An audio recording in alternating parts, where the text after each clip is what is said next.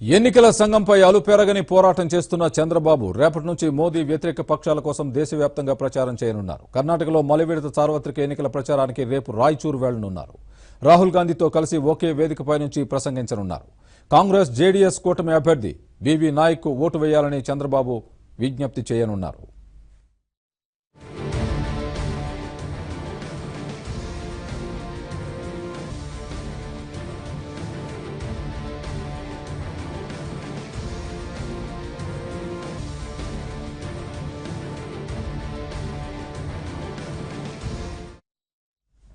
రాయచూరు, కొప్పళ లోక్సభ నియోజకవర్గాల పరిధిలో తెలుగు ప్రజలు ఎక్కువగా నివసిస్తున్నారు. ఏపీకి చెందిన వేలాది మంది కర్ణాటకలో ఓటర్లుగా ఉన్నారు.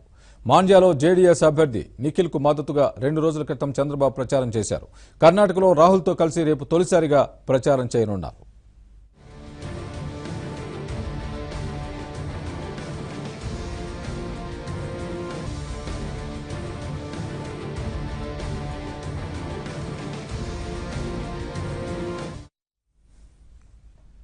ఈవీఎం పోలింగ్ ను వ్యతిరేకిస్తూ చంద్రబాబు జాతీయ స్థాయిలో పోరాడుతున్నారు. బ్యాలెట్ పేపర్ ఓటింగ్ కు డిమాండ్ చేస్తూ బీజేపీయేతర పక్షాలను ఏకతాటిపైకి తెచ్చారు. ప్రస్తుత ఎన్నికల్లో వీవీప్యాట్లలోని కనీసం 50% స్లిప్పుల్ని ఈవీఎంలలో పోలైన ఓట్లతో సరిపోల్చాలని డిమాండ్ చేస్తున్నారు. ఏపీ ఎన్నికల్లో వేలాది ఈవీఎంలు మొరాయించిన వైనాన్ని, వీవీప్యాట్లలో స్లిప్పులు కేవలం 3 సెకన్లు మాత్రమే కనిపించడాన్ని జాతీయ స్థాయిలో చర్చకు పెట్టారు.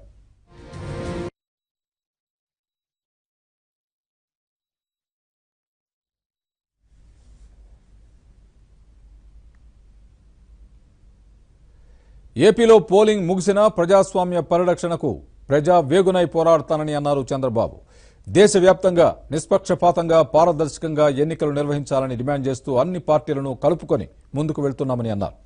ఈ క్రమంలో దేశం నలుమూలలా తిరిగి ప్రజల్ని చైతన్యపరుస్తానని అన్నారు. మేధావులు, ప్రజాస్వామ్యవాదుల్ని కలుపుకొని ముందుకు వెళ్తానని అన్నారు.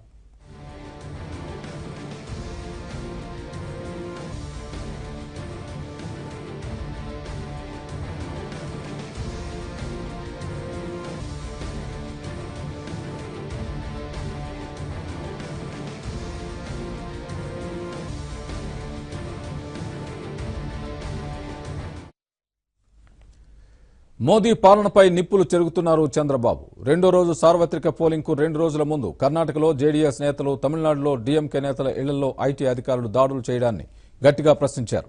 ఒడిషా, బెంగాల్ ముఖ్యమంత్రులైన నవీన్ పట్నాయక్, మమతా బెనర్జీ, కుమారస్వామిని రకరకాలుగా వేధిస్తున్నారని మండిపడ్డారు.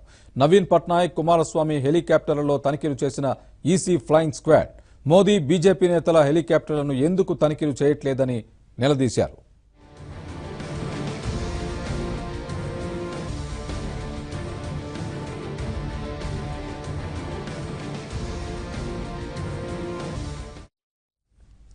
జాతీయ, ప్రాంతీయ పార్టీలతో వరుస సమావేశాలు, పలు రాష్ట్రాల్లో ప్రచారంతో జాతీయ స్థాయి రాజకీయాల్లో కీలకంగా మారారు చంద్రబాబు. ఢిల్లీలో బీజేపీయేతర పక్షాలతో సమావేశం నిర్వహించిన చంద్రబాబు కర్ణాటకలో ఇప్పటికే ఒక దఫా ప్రచారం చేశారు. చెన్నైలో డీఎంకే నేతలతో సమావేశమై ఈసీ పక్షపాత ధోరణిని ఎండగట్టారు. మోదీ పాలనపై విమర్శలు చేస్తూ డీఎంకేకు ఓటేయాలని తమిళనాడు వాసులకు, ఆ రాష్ట్రంలో ఉన్న తెలుగు ఓటర్లకు పిలుపునిచ్చారు. రేపు మరోసారి కర్ణాటక వెళ్లనున్నారు. ఆ తర్వాత కూడా పలు రాష్ట్రాలలో బీజేపీయేతర పార్టీలకు మద్దతుగా ప్రచారం నిర్వహించనున్నారు.